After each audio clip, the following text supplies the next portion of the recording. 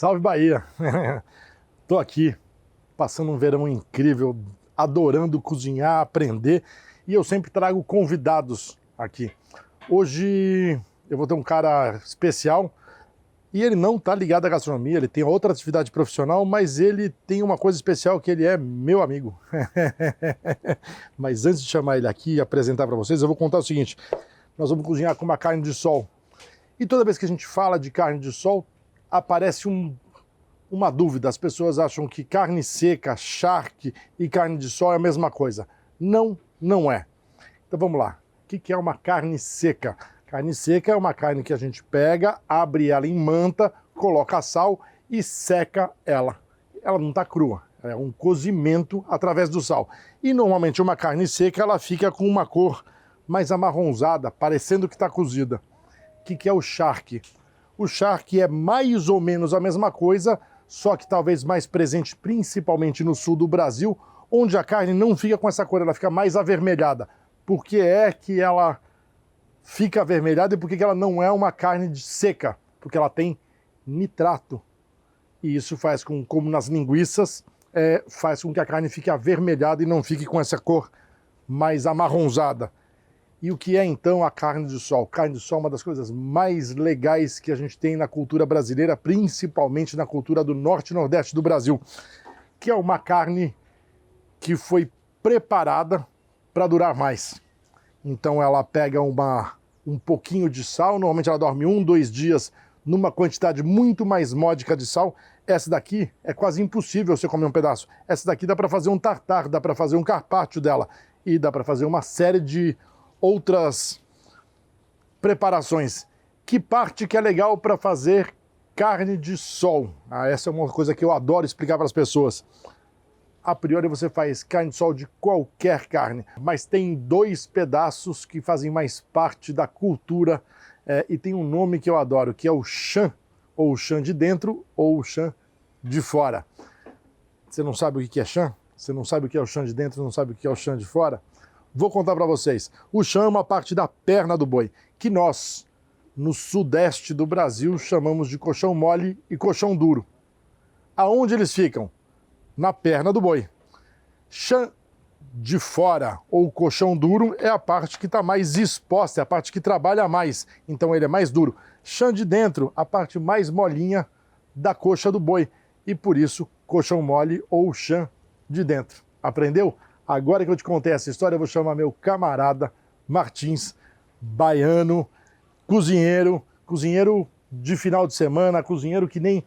Lembra que esse canal é para você cozinhar na sua casa, que nem eu cozinho na minha. E hoje eu vou cozinhar na minha casa igual ele cozinha na dele. Muito obrigado, e um desafio muito grande, que cozinhar com o chefe Atala é sempre um desafio. Rapaz, aqui não é chefe não, aqui é só o Ale, o Alex. Na verdade, ele pediu para fazer um prato, e eu fiquei pensando na culinária baiana tradicional, mas nós temos aí a mandioca, né? Nós gostamos muito de fazer farofas, né? E tem uma infinidade muito grande de farofas, nós temos, não é? É uma possibilidade enorme, e a gente também tem a carne do sol como uma referência, não é, da culinária baiana também, mais nordestina.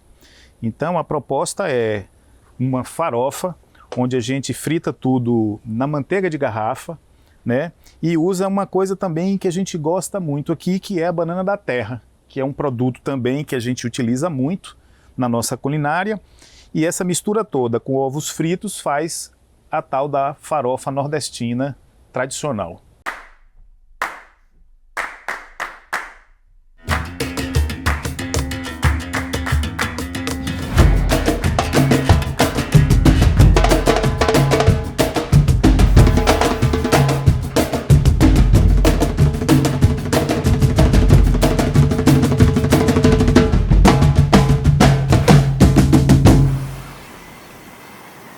Vou contar algumas coisas para vocês. Primeiro, toda vez que a gente fala de cozinha baiana, a primeira coisa que a gente se remete ao dendê, ao coentro. Essa é a cozinha de dendê, a cozinha de matriz africana, da onde veio o dendê, que é maravilhosa, vocês sabem, eu sou um apaixonado e estou aprendendo muito aqui na Bahia com ela. Mas existe uma cozinha sensacional na Bahia, que não é só essa cozinha de dendê, que é a cozinha do recôncavo baiano, principalmente do sertão baiano, que vem essas maravilhas, por exemplo, manteiga de garrafa. Eu falei do baiano, mas tem no Nordeste inteiro, então os nordestinos não fiquem bravos comigo, é porque eu estou aqui que eu estou falando assim, mas eu não deixo de reconhecer que todo o Nordeste do Brasil faz muito bem. O que é uma manteiga de garrafa? Ela é uma manteiga que de uma forma muito elegante fica um pouco rançosa. Eu vou explicar isso melhor para vocês. Existe uma preparação indiana que eles chamam de ghee, que é uma manteiga clarificada, guarda ela. Então, quando você clarifica uma manteiga, se você não sabe, você derrete a manteiga, tira aquela parte branca, que é a parte mais láctea, a parte sólida que a gente gosta de chamar, e guarda a gordura do leite mais íntegra. Uma manteiga, a maior diferença do ghee e da manteiga de garrafa é que os processos são gêmeos, mas na verdade, na manteiga de garrafa você não colhe a parte sólida, ela fica com um pouquinho ainda da parte sólida. Obviamente uma parte sai naturalmente, mas há uma parte, por isso que ela fica mais esbranquiçada desse jeito. O sabor dela é que é a grande graça, essa nota única do sabor, vou repetir, ela é uma manteiga que ficou rança, mas ranço não é podre. Para vocês terem uma ideia, um presunto cru é ranço. Várias preparações que nós fazemos na cozinha, a gente provoca esta reação. Manteiga de garrafa, um ícone da cozinha brasileira. E para amarrar, antes da gente mergulhar na receita aqui, tem uma receita que eu adoro, que vem lá na Amazônia, que é a maniçoba. Pasmem, aqui no Recôncavo Baiano, ela também acontece e é muito parecida com a que tem lá no Pará, maravilhosa. As duas são maravilhosas. Passo número 1 é cortar isso aqui em cubinhos de mais ou menos... 1 centímetro. Ele vai ter uma redução na hora da fritura e vai ficar um pouco... Boa, Martins. Então o que acontece? Quando a gente pega uma carne, só para vocês terem uma ideia, uma carne, quando você pega 1 quilo de carne e você cozinha ela, ela chega a perder 30%. Então se eu quero cubinhos mais ou menos de pouquinho maior que meio centímetro, com quanto é que eu vou cortar? Mais ou menos com 1 centímetro. Eu vou cortar cubinhos de mais ou menos 1 centímetro. Eu já deixei um pouco cortado porque eu queria conversar com o Martins mais do que fazer ele cozinhar, mas eu vou fazer ele botar a mão na massa, que ele não vai escapar também não. Amigo é isso, é pra constranger também, tá? É pra botar... Você imagina. É prova de amizade. E a mesma coisa eu vou fazer com uma banana da terra. Vou pegar uma banana da terra aqui na minha cesta, vou tirar as pontas dela, vou riscar a casca, só para ela ficar mais fácil de eu descascar.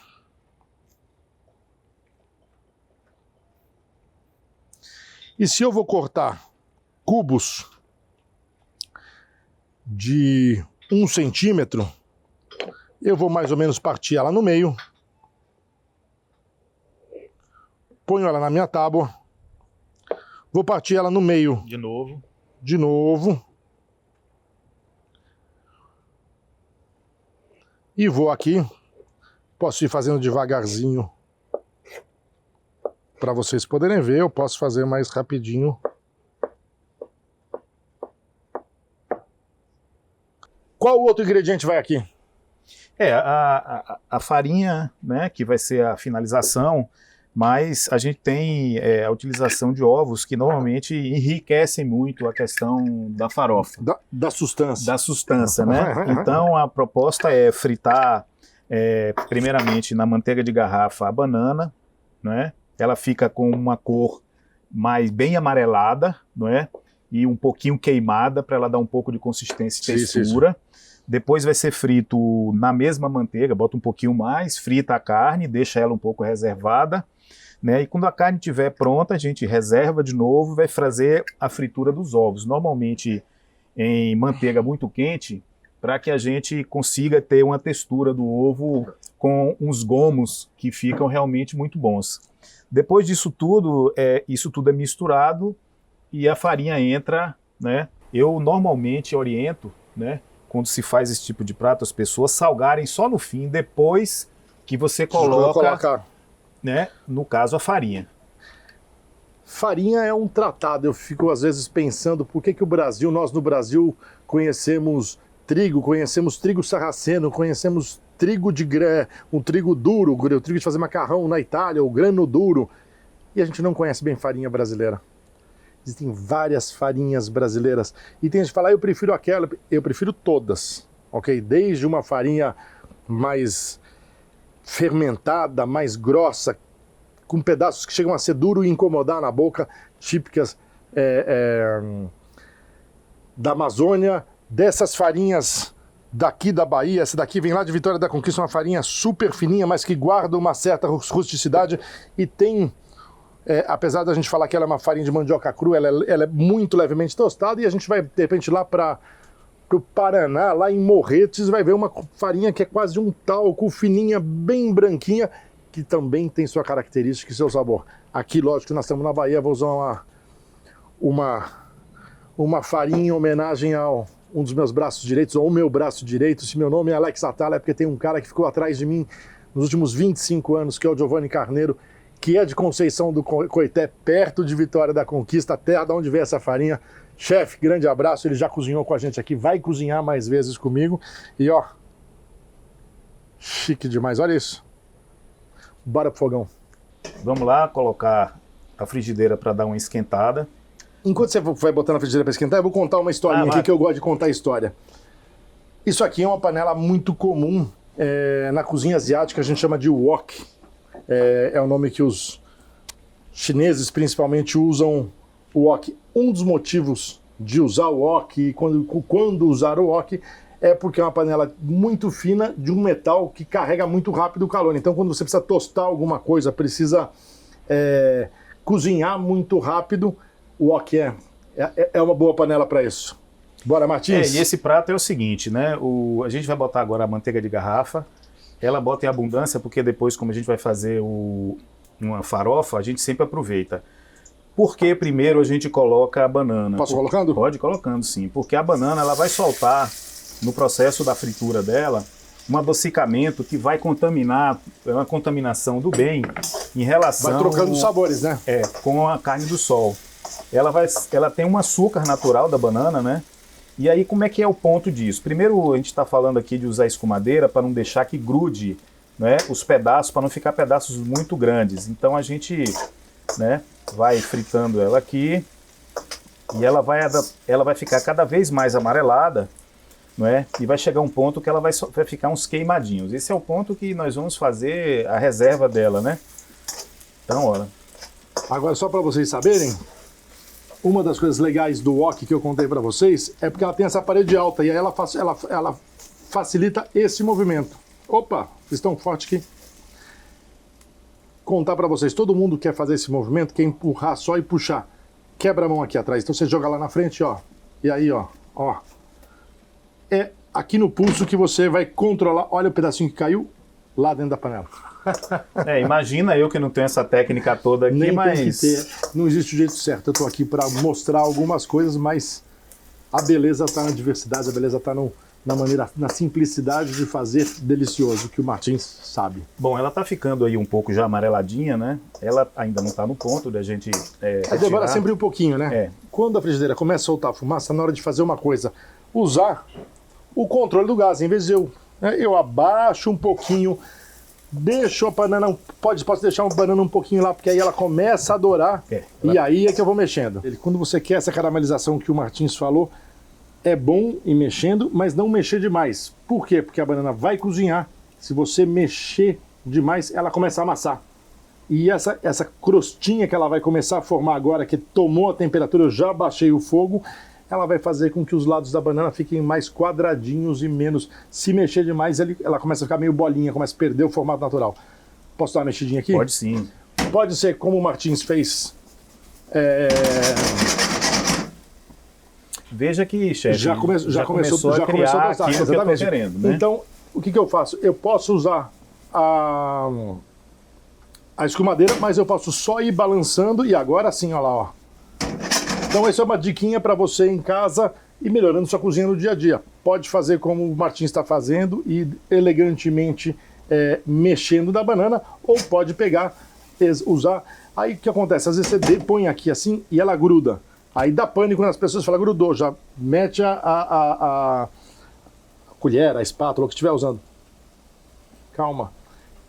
A tendência, principalmente quando você estiver trabalhando em grelha, em chapa, é que a partir do momento que a carne esteja selada, ou a banana, ou o ingrediente que estiver, ele despregue. Então, ó, grudou, tá vendo, ó?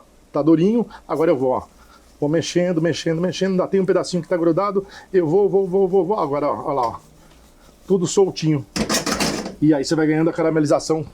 Bom, a gente já está quase chegando ao fim, que é aquele ponto da banana que ela começa a criar essa crosta, ela fica bem amarelinha, né? E ela começa a ficar com a crostazinha mais escurinha. Agora que ele falou, tá tomando o ponto e eu quero mais tostado, aumentei o fogo, mas não botei o fogo alto, eu botei agora num fogo médio. Isso. Na verdade, você fala do tempo e do ponto. Na verdade, o tempo depende muito do fogão, porque cada boca tem uma potência. E da panela. Então a ideia, como essa panela, por exemplo, é uma wok, e evidentemente ela tem uma capacidade de captação de energia calórica muito grande, é um pouco de tomar cuidado. Então é mais, a receita não tem muito o tempo, tem o ponto. O ponto, exatamente. Porque esse ponto aqui é que é fundamental para a gente fazer então a tal da farofa com banana da terra. E dá uma olhadinha como os formatos tá incrível e que ela tá tomando o caramelizadinho. Isso. Vamos mexer mais uma vez. Isso.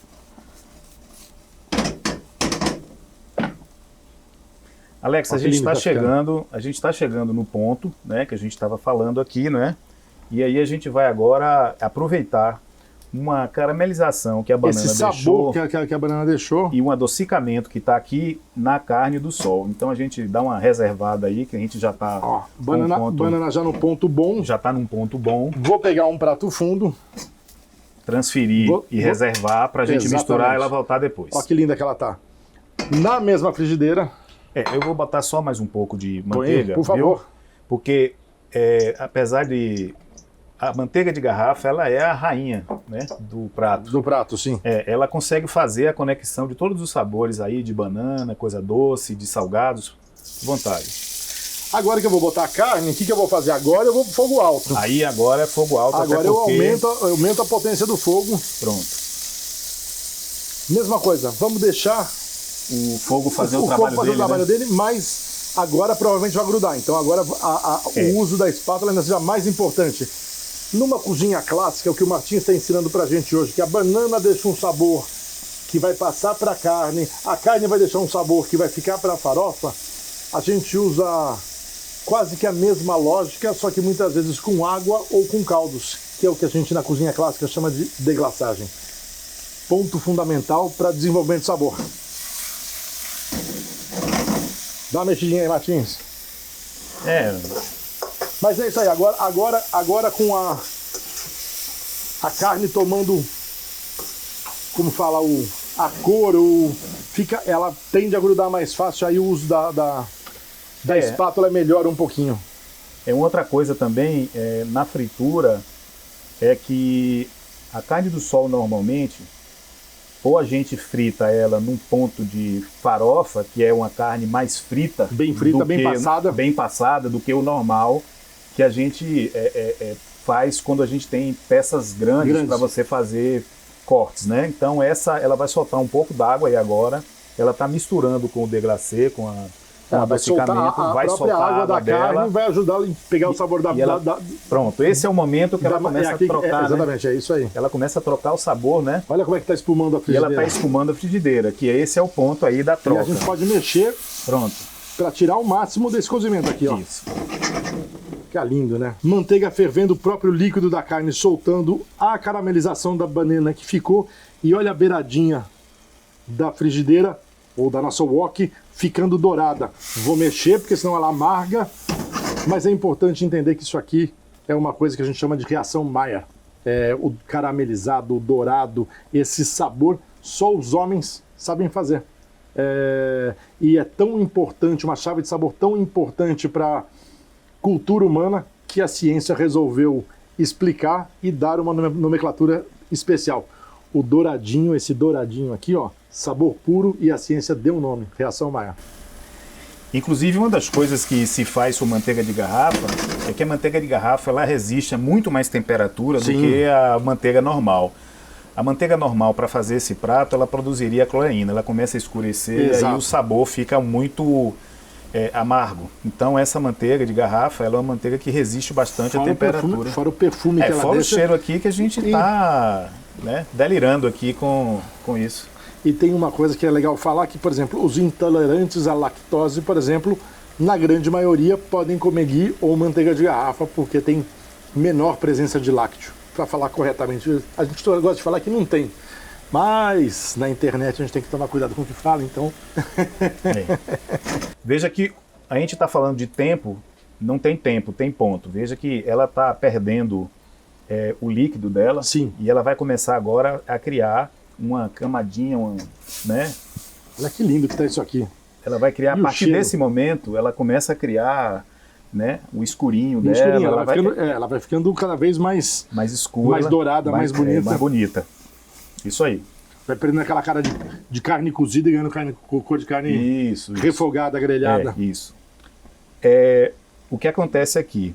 Houve também, não só a reação, como ela deixou um pouco do sal da carne no fundo de panela. No fundo de panela. Que aí vai acontecer agora, que é a colocação dos ovos, que já vai ter o sal dela. O sal dela. E o sal da própria farofa. Entendeu? Que ela deixou aí, quando a gente colocar aí a farinha, ela já vai estar toda com sal. Ou seja, normalmente a gente Martins, uma pergunta de leigo.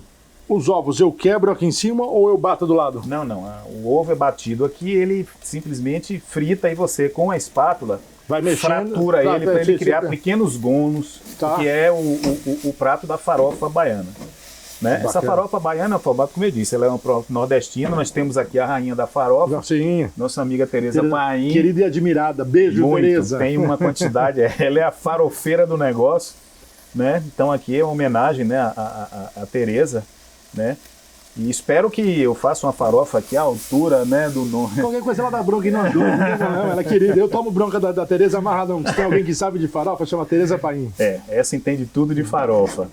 Olha só, a gente já está quase no fim, né? Ela já está criando uma condição que é a condição que nós temos. Se você botar alguns pedaços, né, principalmente nas quinas, ela já tem um escurecimento. Exatamente, já está com... Olha a cor que está nesse dourado lindo.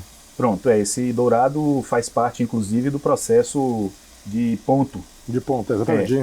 Se você pegar a carne original, ela está sem brilho algum, e depois você coloca ela para fritar e ela, com a manteiga de garrafa, cria todo um brilho. Fica lindo, entendeu? Né? E fica muito bonito. Posso botar o ovo já, Alex, chefe? pode estar no ponto agora, né? A gente 2 ovos. 2 ovos. Agora é o seguinte, você vai tirar isso no segundo prato e fritar o ovo separado. Rapaz, eu já ia jogar o ovo aqui em cima, é que eu já ia fazer errado. Esse chefe não é porra nenhuma. Eu faço parte da confraria Prestígio, é outro que eu tô... O chefe lá a gente brinca, sou eu, viu? Lá a gente brinca que se o prato não tiver no mínimo 3 reservas, não presta. Você vai ter um pouco mais de manteiga de garrafa, mas agora é só um pouquinho. Tá. Não é muito não, porque já tem a panela, está bastante untada. E aqui agora, Alex, é bater com ela bem quente para ela, na verdade, não cozinhar. Ela vai ser aquela fritura. Posso até fazer uma referência que a comida asiática faz isso, né? Ela como a panela é wok, eles jogam o ovo e tem aquele momento que o ovo estrelado, né? O pessoal fala nisso, né? Aí você unta ela assim, porque o ovo para não pegar. E vamos em frente aí, ó. Eu fiquei brincando com a panela aqui, perto do fogo, mas não encostado no fogo, porque se eu deixar muito no fogo, e a gente gosta de falar, queima, vai perder sabor. Mas eu também não quero que esfrie, porque senão não vai dar o estrelado que o Martins estava explicando pra gente. E o ovo não precisa de tanta temperatura quanto foi a carne. Exatamente. No caso, né? Que Posso ficou. ir? Pode ir. Eu tirei um pouco do fogo, começou a soltar fumaça. Isso, tira do fogo. Isso. Mas eu já posso ir jogando. Na hora que você jogar aí, ele vai ter aquela fritura, né? Aquele choque térmico. Agora, chique mesmo é usar o ovo do terreiro, Ó, Martins. Ovo caipira de verdade, do meu vizinho aqui de Busca Vida. Esse ovo agora começa a acontecer esse barulho, né? Que é sinal que a gente já pode, ó, criar esses gomos aqui com o ovo, né? Ele vai criar esses gomos e aí, ó, pronto. Baixa o fogo, por favor. Baixei o fogo. Pronto. Posso botar... Aí, ó, ele vai criar, tá vendo? esse ovo, essas crostazinhas escuras que o ovo está criando, tá vendo? E os gomos. Aí Esse é fundamental pro sabor, né? Isso aí ele vai ter, ó, o fundo, tá vendo? Ele cria uma certa... Um douradinho ali. douradinho no fundo. O momento Chique. é esse, pode desligar. E agora só é fazer a mistura e botar A farinha. a farinha. Então, me ajuda aqui. Já tem Pega tanto a banana quanto a carne, ele já tem uma gordurinha que já está aqui, não precisa botar mais manteiga. E aqui E aí? agora, Alex, é o seguinte, existe um ponto que é assim, existe um ponto que é você não colocar a farinha com algo muito quente, sob pena de ele empolotar. Tá. Então a gente dá um tempinho, né, para que a temperatura caia um pouco, Caia um pouquinho. porque a panela wok ela é muito perigosa para É. fazer isso, entendeu? Como existe um pouco de água na carne, há uma tendência da farinha dar uma grudada, e aí a gente espera um pouquinho, e nesse momento de esperar, olha, a gente vai rapando aqui um pouco o fundinho. Vai tirando toda a crostinha. Porque lá a do gente fundo. fala, né, na culinária, né, o fundo de panela é uma das Exatamente, coisas que que é melhor o segredo de alguns pratos é o fundo de panela, né? Então a gente faz aqui o fundo de panela, e aí tem um ponto, qual é o momento? Quando ela para de chiar. Tá. Quando ela para de Quando conversar ela com a para gente. de falar com a gente, é sinal de que a temperatura está num grau, entendeu? Ela é normal aí, que a gente pode botar a farinha, ela empelota. Vamos lá? Vamos. Outra coisa, sempre colocar a farinha mexendo. Então, normalmente, né, você tem duas pessoas. Hoje eu estou aqui acompanhado de Alex, né? Imagina o farofeiro ser o Alex Atala, mas faz parte, né? Eu gosto. Eu gosto. Tô pra limpar chão, tô pra fazer o que for. E eu gosto de fazer farinha também, não é só de fazer farofa. De fazer farinha. Agora eu tô botando bem devagarzinho, porque eu não sei qual é a medida. Vai botando É a primeira vez na pra vida que eu gente faço não aqui. empolotar. Tá. Ela não pode ter a colocação de muita farinha, porque ela vai com certeza empolotar. Vamos lá, continuar? Vai mandando aí que eu. Não, pode mandar. vou seguindo. Pode botando que a gente...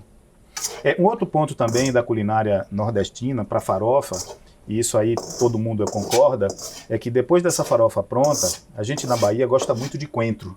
Coisa boa. A gente vai pegar um coentrozinho aqui, E vamos jogar aqui em cima. E vamos jogar aqui em cima, e aí a gente vai botar mais um pouquinho, mais umas 2 colheres aí, viu?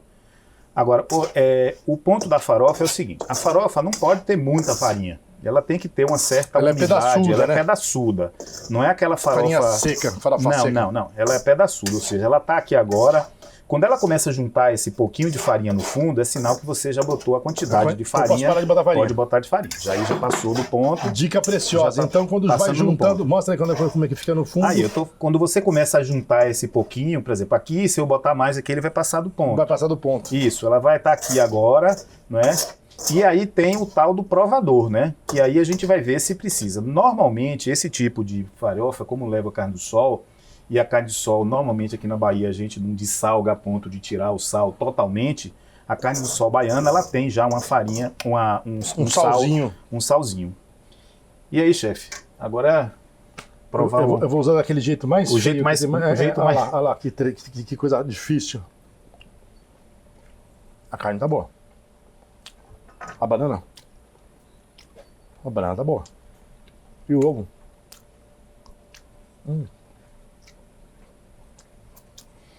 Então vamos botar o sal e o coentro. E o coentro. Chora, sal de bem. Pronto, botou um pouco de farofa, farinha. Agora eu vou tirando umas farinha, folhinhas. botou um sal. É chique demais. Obrigado. Martins, obrigado. Imagina. Eu que agradeço. Curtiu essa receita? Dá um like, compartilha, escreve, ativa a notificação, se inscreve no canal, faz toda aquela história, mas não deixa de testar, não deixa de cozinhar. Cozinha na sua casa igual nós cozinhamos hoje aqui na minha.